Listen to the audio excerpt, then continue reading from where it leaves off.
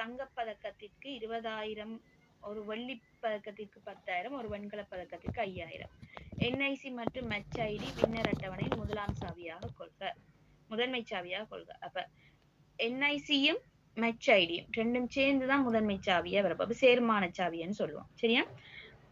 தங்கப்பதக்கங்களை வென்ற விளையாட்டு வீரர்களின் எண்ணிக்கையை காட்சிப்படுத்துவதற்கான எஸ்கியூஎல் கூற்றை எழுதுக. இப்ப உங்களை இங்க நார்மலைசேஷன் எதுவுமே செய்ய சொல்லல. முதலாவது அவங்க சொல்றாங்க இந்த அட்டவணை, இதுதான் உங்கள்ட்ட இருக்க அட்டவணை, இது சேர்மான சாவி. இதுல தங்கப்பதக்கத்தை வென்றாக்களை மட்டும் காட்டணும் என்று சொன்னா நீங்க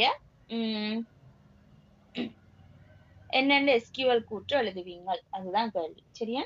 அப்ப எப்படி எழுத போறீங்க என்று பாப்போம். என்ன கேட்டிருக்கு? எண்ணிக்கை. எண்ணிக்கையை பார்க்கணும். அப்ப என்ன? செலக்ட்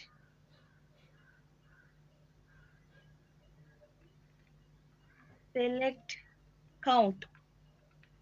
எண்ணிக்கைக்கு கவுண்ட் என்ற வேர்ட் பயன்படுத்துவோம். ஸ்டார் போடுவோம். எங்களுக்கு எல்லாமே, அதாவது எல்லா டீட்டெயில்ஸும் காட்டணும். அவங்களுக்கு அதுலயும் இருந்து எனக்கு டிஃப்ரெண்டா ஒரு கூற்ற மட்டும், ஒரு கொஞ்சத்தை மட்டும் காட்டணும்ன்றது எனக்கு சொல்லல. அப்ப அதால என்ன சொல்றோம் நாங்க, செலக்ட் அந்த ஃபார்முலா போடுற அதே ஸ்டார் கான்செப்ட் தான் இங்கேயும் பயன்படுத்த போறோம். எல்லாம் காட்டணும்ன்றபடி. அப்ப ஸ்டார் ஃப்ரம் எந்த அட்டவணையிலன்னு சொன்னா வின்னர் என்ற அட்டவணையில, வின்னர் மெடல் டைப் வந்து எப்படி இருக்கும்னா, எனக்கு மெடல் டைப் ஈக்குவல் கோல்டன் இருக்கும். அவ்வளவுதான்.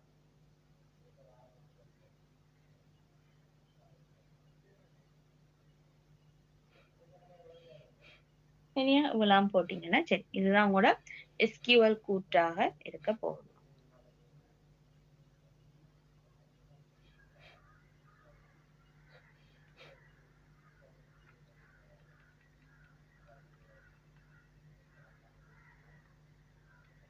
இந்த மாதிரி ஒரு எஸ்கியூஎல் கூற்று வரும்.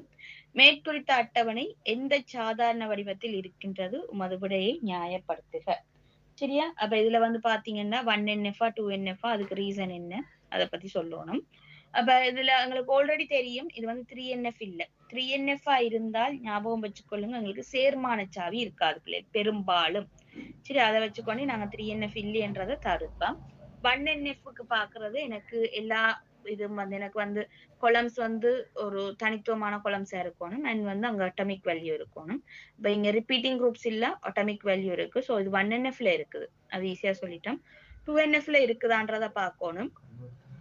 2NF இருக்குதான்றத பாக்குறதுக்கு என்ன, எங்களுக்கு இங்க பகுதி அளவு சார்பு இல்லாம இருக்குதா, முழுத்திலும் போயிட்டு எங்களை சேர்மான சாவில தங்குதா என்றதா எங்களோட கேள்வி. அப்ப இங்க பாத்தீங்கன்னு சொன்னா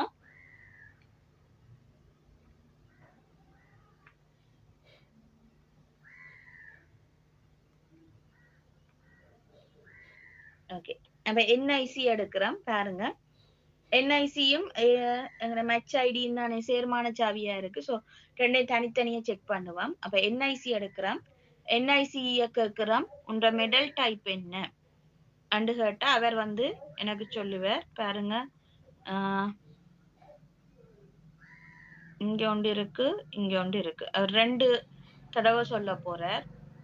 சில்வர், பிரான்ஸ் சொல்லி 2 தடவை சொல்ல போறார். பிளஸ் பிரைஸ் பாத்தீங்கன்னா அதுக்கேற்ற மாதிரி வேற வேற பிரைஸ் வேற போகுது. ஓகே, இருக்கட்டும். மிச்சம் ஒன்றும் பிரச்சனை இல்லை. ஓகே, வில்சி பாப்போம். மெச் ஐடி எடுக்கிறோம். மெச் ஐடியில BD2 எலும்பு சொன்னா BD2 எனக்கு 2 முறை வருது. 2க்கும் வேற வேற மெடல் டைப். சரி, அப்ப இங்க பாத்தீங்கன்னா எனக்கு இந்த மெடல் டைப்பால மெடல் டைப்ல பிரைஸ் தங்கி இருக்கு. சரியா? அண்ட் மெச் ஐடிக்கும் பாருங்க, ஒரு மெச் ஐடிக்கு 2 மெடல் டைப் வருது எனக்கு இங்க. என்ன 2 மெடல் டைப் வருது. அதே போல என்ஐசிக்கும் வந்து 2 மெடல் டைப் வருது. அப்ப நாங்க இங்க இடத்துல என்ன செய்யணும்டா, இத தனித்தனியா செக் பண்ணுவோமாக இருந்தா, நாங்க வழமையா செக் பண்றது அப்படி. தனித்தனியா செக் பண்ணோம்னு சொன்னா, எங்களோட என்ன சார்பு வடிவத்த வந்து கண்டுபிடிக்கிற கஷ்டம் பிள்ளைங்க. இங்க என்ன செய்யணும்டா, எங்களோட 2 சாவியையும் சேர்த்து எழுப்பி கதைக்கணும். சரியா?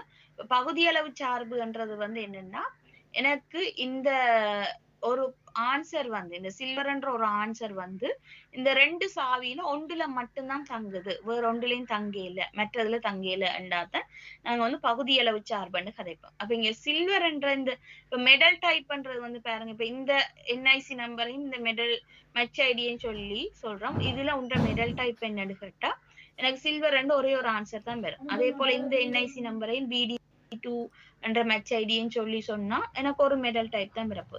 அப்ப இங்க எனக்கு பகுதியளவு சார்பு இல்ல. சரியா? ஒரு சாவியில மட்டும்தான் தங்குது, மற்றதுல தங்காம இருக்குன்ற கன்செப்ட் இங்க இல்ல பிள்ளை.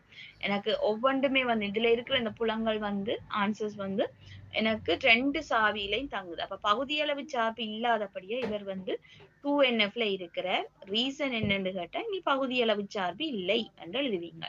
அதை பேர்ந்து உடைக்கும் போது 3NFக்கு மாத்தும் போதுதான் இனி நாங்க இந்த கொலம்ஸை வந்து எப்படி கொலம் பண்ண போறோம்ன்றத பார்க்கணும்.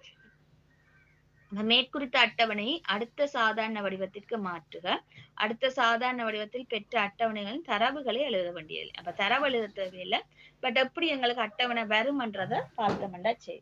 அப்ப எப்படி இவரை நாங்க உடைக்க போறோம்டா, எனக்கு ஒன்றுல நாங்க உடைக்கணும். இப்ப எங்களுக்கு இங்க பிரச்சனையா இருக்கிற வந்து பாத்தீங்கன்னா இந்த மெடல் டைப்பும் பிரைஸும். இந்த மெடல் டைப்பும் பிரைஸும் வந்து பாத்தீங்கன்னா இப்ப 3NFக்கு போறதுக்கு வந்து டிரான்சிட்டிவ் டிபெண்டன்சி தான் கதைப்போம். டிரான்சிட்டிவ் டிபெண்டன்சி என்ற வந்து அங்க வந்து எங்களோட முதன்மை சாவியை பத்தி நாங்க கதைக்க மாட்டோம். அதை விட்டுட்டு தான் நாங்க கதைப்போம். இந்த பிரைஸ் வந்து பாத்தீங்கன்னா பிரைஸ் என்ற புலம் வந்து மெடல் டைப்லாம் தங்கி இருக்கு பிள்ளை. சில்வர்ண்டா 10,000, கோல்டுண்டா 20,000. அப்ப கோல்டு வார இடத்துல எல்லாம் 20,000 என்ற பிரைஸ் மணி இவ்வளவுதான் போகுது. அப்ப என்ன நடக்குது இங்க பிரைஸ் என்ற இந்த புலம் மெடல் டைப்ல தான் தங்கி இருக்கே தவிர எங்கட இந்த முதன்மை சாவியில தங்கல. அப்ப இங்க வந்து எனக்கு டிரான்சிட்டிவ் டிபெண்டன்சி இருக்குது. அப்ப 3NFக்கு மாத்தும் போது எனக்கு இந்த 2 புலத்தையும் தனியா கலட்டி எடுக்க போறோம். இந்த பிரைஸ் என்ற புலம் யார்ல தங்கி இருக்கா, மெடல் டைப்ல தங்கி இருக்கா. அப்ப நாங்க இனி கலட்டி எடுத்துட்டு இந்த மிச்சத்துகளை சேர்த்தடினா சரி. பிரைஸ் என்ற பிரச்சனையா இருக்கிறவர் பிரைஸ் என்ற புலம்.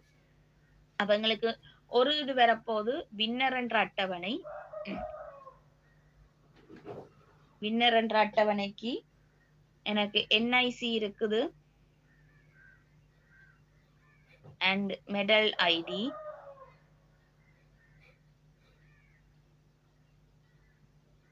இது 2 முதன்மை சாவி சேர்ந்த சாவியாவே இருப்பார். அண்ட் மெடல் டைப் இதெல்லாம் இருக்கேன். மெடல் டைப் வந்து எங்களுக்கு எந்த பிரச்சனையும் உருவாக்கல. சரியா? அது அப்படியே இருக்கு. பிரச்சனையா கொண்டு வந்தவரை இன்னொரு அட்டவணையா கொண்டு போறோம். மெடல் ஒரு அட்டவணையா கிரியேட் பண்ணும். மெடல் அவருக்கு பிரைஸ் என்ற ஒரு புலம் இருக்குது. இந்த பிரைஸ் வந்து எப்படியோ எங்களோட அட்டவணையோட தொடர்பு படணும். ஆனா என்ன எங்கட இந்த முதன்மை சாவியோட வந்து தொடர்பு பட வேண்டிய தேவையில்லை அவருக்கு. எனக்கு யாரோட அவர் டிபெண்ட் ஆகியிருந்தவரோ அதைத்தான் நாங்க கொண்டு வரோம். அவர் டிபெண்ட் ஆகியிருந்தது மெடல் டைப்லாம் டிபெண்ட் ஆகியிருக்கிறார். ஸோ மெடல் டைப்பை இவரோட கொண்டு வந்து போட்டோம்னா சரி. மெடல் டைப் போட்டுட்டு அந்த மெடல் டைப்பை வந்து நாங்க இங்க முதன்மை சாவியா ஆக்கி விடலாம். சரியா? அப்ப இந்த மாதிரி உங்களுக்கு ஒரு அட்டவணை உருவாகும் 3NFல. இது விளங்குதா பிள்ளைகள்? இதுல ஏதாவது டவுட் இருக்கா யாருக்காவது?